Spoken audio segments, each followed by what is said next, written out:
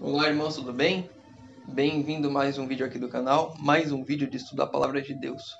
Antes de iniciarmos, que os irmãos que estiverem pelo YouTube possam se inscrever no canal, deixar o seu like, porque isso vai ajudar a gente a levar a mensagem dentro do YouTube. Se puder também compartilhe essa mensagem com outras pessoas que você acha que vai ser interessante, que a gente também está levando a mensagem da mesma forma. Você que estiver pelo aplicativo, vai lá também, depois que o vídeo acabar, vai lá no YouTube, se inscreva no canal, deixe o seu like, você também vai estar ajudando da mesma forma. Se quiser compartilhar, quem tiver pelo aplicativo, ao lado do ícone de interrogação tem um íconezinho diferente, que eu não sei o porquê, mas é o ícone de compartilhar. Não sei porque ele é daquela forma. Clica ali, você pode compartilhar a mensagem pelo WhatsApp, pelo Facebook, pelo Instagram, por qualquer rede social que você tiver. Se tiver dúvidas, comentários, sugestões, você pode deixar ou nos comentários do YouTube ou no ícone de interrogação abaixo do vídeo no aplicativo. E você que não tem aplicativo, na descrição desse vídeo tem um link para você baixar o vídeo, baixar o aplicativo. Lá você vai ter a Bíblia, a meditação, lição, inário e todo um material que vai ajudar o irmão na comunhão diária. Bom, os pedidos de oração de hoje, a gente vai estar orando pela Micaela. Ela pediu oração pelos pais dela para que eles sejam mais unidos, então possamos estar orando pela união das famílias, pela união dos casais. A irmã Luciana pediu oração pelo esposo, porque ele começou a participar de estudos bíblicos com ela, está começando a aceitar a mensagem, e aí no trabalho começou a sofrer resistência com relação à guarda do sábado. Então possamos estar orando pelo esposo da irmã Luciana, para que possa ter essa flexibilização no trabalho com relação ao sábado.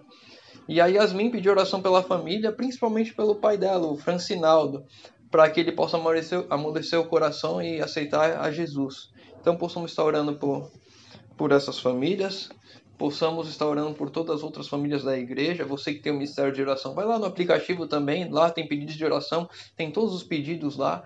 E tem muitos pedidos lá que estamos orando diariamente, semanalmente. Possamos estar orando por todas essas pessoas. E também não se esquecer de estar orando pelo aplicativo, que ele não saia do ar por algum tipo de censura. Bom, e hoje nós vamos responder a pergunta do irmão Oséias Abel. Ele perguntou: gostaria de saber sobre a questão do livre-arbítrio. Quando Jesus voltar pela segunda vez e nos levar à nova terra, na nova terra haverá livre-arbítrio? Já para responder o irmão, eu posso garantir que sim, haverá o livre-arbítrio, mas vamos abrir as nossas Bíblias para ver os textos bíblicos para isso. Apocalipse 21, verso 4.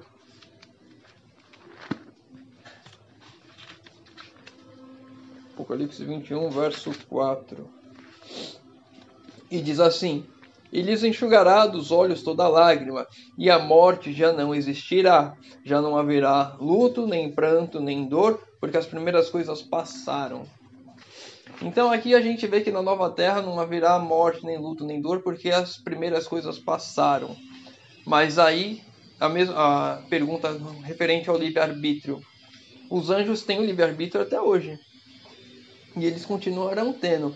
O livre-arbítrio Deus nos deu para que tomemos as nossas decisões conforme a nossa liberdade de escolha. Ele criou seres livres, porque não há perfeição e não há amor sem liberdade. A gente vê aí tantos casos cruéis que pessoas que são mantidas em cárcere privado, às vezes mulheres, às vezes crianças, que não podem sair de casa porque tem alguém oprimindo ali, prendendo aquela pessoa. Isso não é amor. Não é um pai que fale: não, eu vou prender meus filhos aqui em casa, eles não vão sair, não vão fazer nada porque eu os amo. Ou vou prender minha esposa aqui que eu amo ela. E a gente sabe que isso não é amor.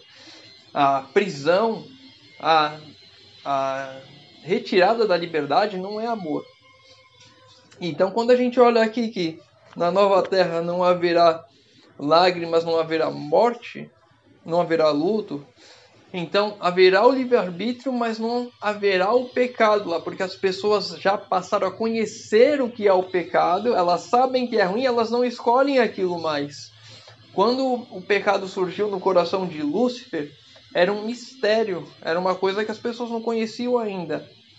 Tanto é que a terça parte dos anjos debandaram para o lado dele e foram expulsos do céu juntamente com Satanás, né? Que Lúcifer se tornou Satanás, não mais Lúcifer.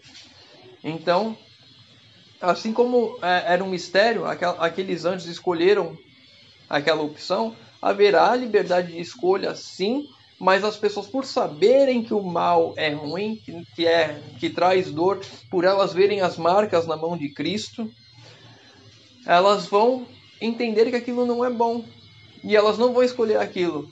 Se eu e você hoje sabemos que algo não é bom, nós iremos fazer? Claro que não. Na minha casa tem diversas tomadas, passa corrente elétrica ali. Se eu ligar um aparelho nelas, ele vai ligar, vai ser energizado. Eu vou colocar o meu dedo na tomada? Não, porque eu tenho a liberdade de colocar o meu dedo na tomada, mas eu não coloco porque eu sei que não é bom. Eu não vou colocar também o dedo do meu filho, não vou falar para ele colocar, porque eu sei que não é bom. Então a gente só vai escolher aquilo que é bom. Então, coisas ruins que hoje existem no mundo para você fazer, não vão existir mais porque as pessoas não vão fazer. Mas elas poderiam fazer.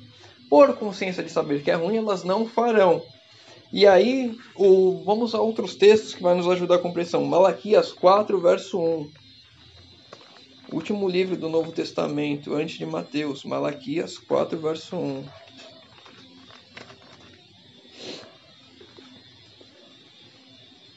Pois eis que vem o dia e arde como fornalha. Todos os soberbos e todos os que cometem a perversidade serão como o restolho. O dia que vem os abrasará, diz o Senhor dos Exércitos, de sorte que não lhes deixará nem raiz nem ramo. Então todas as pessoas que tinham tendência a fazer aquilo que é mal, todas as pessoas que tinham tendência a escolher aquilo que era errado, essas pessoas não escolheram a Deus, elas se perderam aqui nessa terra e elas não terão a vida eterna, elas não estarão na vida eterna, por não sobrar nem raiz nem ramo, por não sobrar ninguém que gostaria de fazer o pecado, que gostava do pecado, que gostava do que era errado, que não acontecerá o pecado novamente. E nós vamos a um outro texto agora, Naum, verso 1, aliás, Naum, capítulo 1, verso 9. Naum, capítulo 1, verso 9.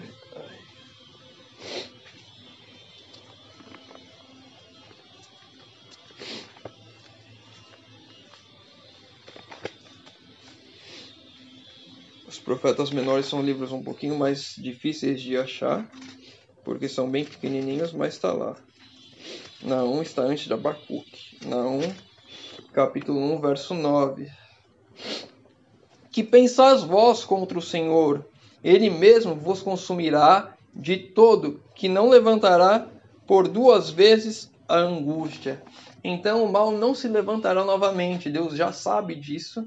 E não é porque Deus sabe que não há livre-arbítrio. Deus já sabia que o mal se levantaria uma vez. E por ter o livre-arbítrio, ele criou o Lúcifer da mesma forma, com livre-arbítrio, e ele escolheu o mal. Da mesma forma, quando não restar nem raiz nem ramo do pecado, da maldade, não se levantará novamente, e Deus já sabe, já está nos falando.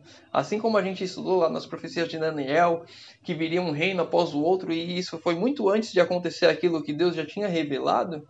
Deus já está revelando muito antes de chegar à eternidade, muito antes de Jesus voltar. Muito antes não, né? Porque Jesus vai voltar daqui a pouco. Mas quando ele revelou isso aqui, era muito antes, né? No tempo de Naum.